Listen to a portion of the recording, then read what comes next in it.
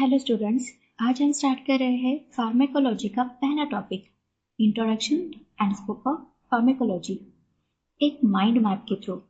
Ready हो ना? चलो शुरू करते हैं। सबसे पहले देखते हैं ये माइंड मैप कैसे रीड करते हैं। सेंटर में क्या लिखा है यहाँ पे? Introduction and scope of pharmacology, मतलब ये हमारा मेन टॉपिक है और इसके ब्रांचेस निकल रहे हैं, जैसे कि ये येलो कलर में एक ब्रांच है, पिंक कलर में एक ब्रांच है, पर्पल कलर में एक ब्रांच है और ग्रीन कलर में एक और ब्रांच है। जैसे किसी पेड़ की ब्रांचेस होती है ना, वैसे ही इस टॉपिक से भी क्या निकल रही है? ब्रांचेस निकल रही है। क्या है टॉपिक आज का हमारा? Introduction and scope of pharmacology. तो सबसे पहला ब्रांच जो कि येलो कलर में है वो है डेफिनेशन। डेफिनेशन में आप लिख सकते हैं the study of drugs and their actions, uses and effects on living organisms. ये है फार्मेकोलॉजी का डेफिनेशन। सिंपल है ना? नेक्स्ट जो ब्रांच है वो है ब्रांचेस, कि फार्मेकोलॉजी की कौन कौन सी ब्रांचेस है। सबसे मेन जो ब्रांचेस है, तो पहली ये है, ये जो ब्रांच दिख रही है आपको, ये है फार्मेकोकाइनेटिक और दूसरी ब्रांच है फार्मेकोडायनामिक्स।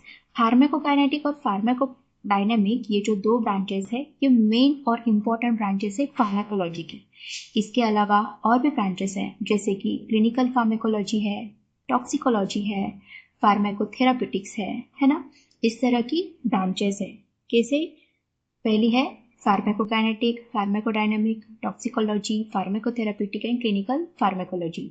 अभी जो टॉक्सिकोलॉजी है, इसमें और भी सब डिवीजन किया हुआ है, जैसे कि टॉक्सिकोलॉजी में है include drug overdose and antidote. Second जो है टॉक्सिकोलॉजी के अंदर वो है study of harmful effects and drugs and poisons. Next जो ब्रांच है दैट इज क्लिनिकल फार्मेकोलॉजी, उसमें भी दो सब ब्रांचेस है, जैसे कि focuses on drug trials and regulation and second is evaluation of drug efficacy and safety in humans. इस तरह से फार्मेकोकाइनेटिक भी दो ब्रांचेस है, सब डिविजन है, influence of drug dosing and efficacy and absorption, distribution, metabolism and excretion. अब इस तरह से आप समझ गए होंगे कि किस तरह से माइंड मैप को रीड किया जाता है।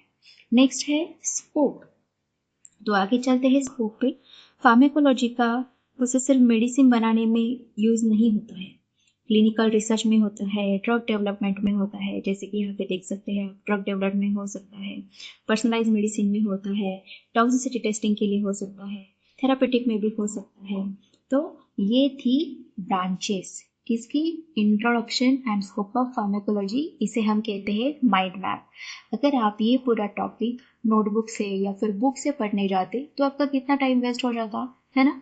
लेकिन अगर हम इसे इस तरह के माइंड मैप में रिप्रेजेंट करते हैं तो पढ़ना बिल्कुल आसान हो जाता है और हमारा टाइम भी सेव हो जाता है।